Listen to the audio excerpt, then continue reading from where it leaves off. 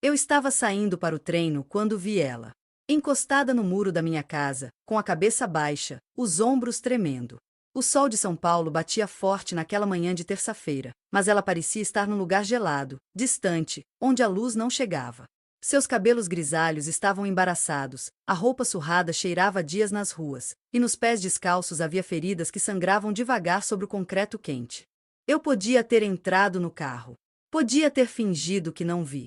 Mas algo no jeito que ela chorava, silenciosa, como se tivesse medo de incomodar até o vento, me fez parar. A senhora está bem? Perguntei, me aproximando devagar. Ela levantou o rosto. Os olhos eram azuis, desbotados pela idade e pelo cansaço, mas ainda havia ali uma clareza que me atravessou. Ela tentou sorrir, mas o que saiu foi um soluço preso na garganta.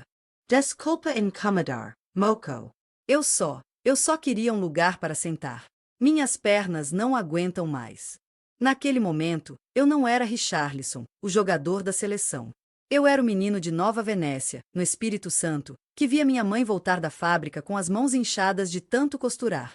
Eu era o garoto que vendia picolé na praia de Cabo Frio para ajudar em casa, que treinava futebol com chuteira furada e voltava para casa sem saber se teria janta. Eu conhecia aquele cheiro de desamparo. Eu conhecia aquele olhar. A senhora não está incomodando ninguém, respondi, me agachando ao lado dela. Qual é o seu nome? Dona Irene, ela sussurrou, enxugando as lágrimas com as costas da mão suja. Eu não quero nada, moço. Juro. Só estava cansada demais para continuar andando. O coração apertou. Ali, naquela calçada da zona sul paulistana, onde casas valiam milhões e carros importados passavam a cada minuto, estava uma mulher invisível. Uma mulher que a cidade tinha esquecido, que a vida tinha empurrado para as margens, e que agora chorava na porta da minha casa como se pedisse licença para existir. Eu não conseguia sair dali. Não conseguia deixá-la. Porque se eu fizesse isso, estaria traindo tudo que me trouxe até aqui. Se você acredita que pequenos gestos podem mudar vidas, deixa seu like agora e se inscreve no canal. Essa história está só começando, e o que aconteceu depois mudou não só a vida dela, mas a minha também. Sentei no meio-fio ao lado de Dona Irene. Meu empresário já devia estar me ligando, o técnico provavelmente estava olhando o relógio, mas nada disso importava naquele momento. O que importava era aquela mulher que tremia ao meu lado, tentando se recompor. A senhora está com fome? Perguntei. Ela hesitou. Vi a vergonha passando pelo rosto dela como uma sombra. Faz 2 dias que não como direito, moço. Mas eu não vim aqui pedir nada, eu juro. Eu sei, respondi, já me levantando. Espera aqui um segundo. Entrei correndo em casa. Abri a geladeira, peguei tudo que vi pela frente: frutas, pão, queijo, presunto, suco, iogurte. Coloquei numa sacola e voltei. Quando entreguei para ela, Dona Irene olhou para mim como se eu tivesse entregado o mundo. Meu Deus do céu, ela repetia, apertando a sacola contra o peito. Que o Senhor te abençoe, moço. Que Deus te dê tudo de bom nessa vida. Mas enquanto ela falava, eu reparei em algo. Na mão esquerda dela, meio escondido entre os dedos trêmulos, havia um papel dobrado, amarelado, quase se desfazendo. Parecia uma foto antiga. O que é isso? Perguntei, apontando. Ela abriu a mão devagar, como se segurasse algo sagrado. Era uma foto desbotada de uma família. Uma mulher jovem, bonita, de sorriso largo. Ao lado dela, um homem de terno e 3 crianças pequenas. A casa ao fundo era simples, mas arrumada, com flores na janela. Essa era eu, ela disse, com a voz quebrando. 42 anos atrás. Essa era minha família. Olhei para a foto e depois para ela. Custei a acreditar que aquela mulher sorridente da imagem era a mesma pessoa sentada na minha calçada, destruída pela vida. O que aconteceu, Dona Irene? Ela respirou fundo. O cheiro de asfalto quente misturava com o aroma de café vindo de alguma casa vizinha. 2 pássaros brigavam numa árvore próxima. A vida continuava ao redor, indiferente. Meu marido morreu há 15 anos. Câncer. Gastamos tudo no tratamento, vendemos a casa, pegamos empréstimos. Quando ele se foi, só sobrou dívida. Meus filhos tentaram ajudar no começo, mas cada um tinha sua vida, seus problemas. Fui morar com minha filha mais velha, a Mariana. Mas o marido dela não me queria lá. Dizia que eu era um peso, que dava despesa, que a casa era pequena. Ela pausou, limpando as lágrimas que caíam sem parar. Um dia, eles discutiram por minha causa. Eu ouvi tudo. Ele gritou que ou eu saía ou ele saía. Minha filha chorou, me pediu desculpas, mas eu saí. Não queria destruir o casamento dela. Preferi ir embora. Isso foi há 3 anos. E desde então a senhora está na rua? Perguntei, sentindo um nó na garganta. Desde então. Dormi em abrigo, em banco de praça, embaixo de marquise. Quando chove, molho até os ossos. Quando faz frio, tremo a noite toda sem conseguir dormir. As pessoas passam por mim como se eu fosse lixo. Alguns jogam moeda, a maioria desvia o olhar. Hoje acordei tão cansada que pensei em desistir. Mas daí vi essa casa, vi o portão bonito, as flores, e pensei só vou sentar um pouquinho. Só vou descansar.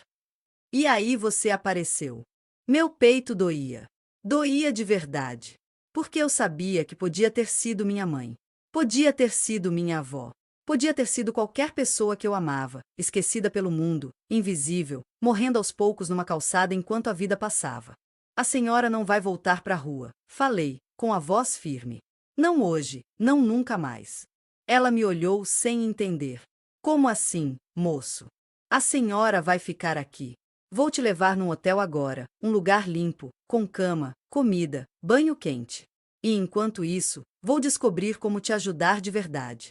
Não é caridade, dona Irene. É justiça. A senhora não merece isso.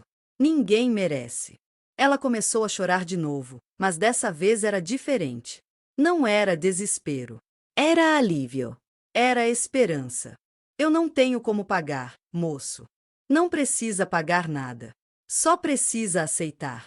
Naquele momento, olhando para aquela mulher que segurava uma foto de um tempo que não voltava mais, eu entendi algo. O sucesso, o dinheiro, os gols, os aplausos, nada disso valia nada se eu não conseguisse usar tudo isso para mudar pelo menos uma vida. E Dona Irene seria essa vida. Liguei para meu empresário. Expliquei a situação. Ele ficou em silêncio por alguns segundos, depois disse: Richa, você tem um coração enorme. Vou resolver isso agora. Vou achar o melhor lugar para ela ficar e vou cuidar de tudo. Desliguei e olhei para Dona Irene, que ainda não acreditava no que estava acontecendo. Pronto. Daqui a pouco vem um carro te buscar. Vai te levar para um lugar seguro. Ela segurou minha mão. As mãos dela eram ásperas, frias, mas o aperto era forte. Por que você está fazendo isso por mim? Você nem me conhece. Olhei nos olhos dela. Naqueles olhos azuis desbotados que ainda guardavam tanta história, tanta dor, mas também tanta dignidade. Porque alguém fez isso por mim um dia, Dona Irene. Quando eu era criança e não tinha nada, pessoas me ajudaram. Me deram oportunidade. Acreditaram em mim. E eu prometi que se um dia eu chegasse em algum lugar, ia fazer o mesmo pelos outros. Hoje é o dia de cumprir essa promessa. Ela chorou abraçada em mim ali, na calçada. E eu chorei também. Porque naquele abraço, eu senti tudo o que tinha vivido.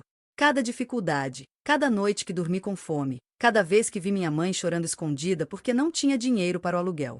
Eu senti tudo de novo, e entendi que aquele era o momento mais importante da minha vida. Não os gols pela seleção, não os contratos milionários. Era aquele abraço, naquela calçada, com aquela mulher que o mundo tinha esquecido. 20 minutos depois, um carro preto parou na frente de casa. Meu empresário desceu com um sorriso no rosto. Tudo certo, Richa. Já reservei um quarto no Hotel Golden Tulip, na Vila Olímpia. Tem café da manhã, almoço e janta inclusos. E já deixei uma conta aberta para ela comprar roupas, produtos de higiene, o que precisar. Ajudei Dona Irene a entrar no carro. Ela olhou para mim pela última vez antes de partir, com aquele olhar que eu nunca vou esquecer. Um olhar que dizia: você me devolveu à humanidade. Quando o carro virou a esquina e sumiu, meu empresário colocou a mão no meu ombro. Você sabe que isso vai virar notícia, né? As pessoas vão falar. Que falem? Respondi. Não fiz isso por mídia. Fiz porque era o certo. Mas eu estava errado. O que aconteceu depois foi muito maior do que eu imaginava. E as consequências, tanto boas quanto ruins, mudariam tudo.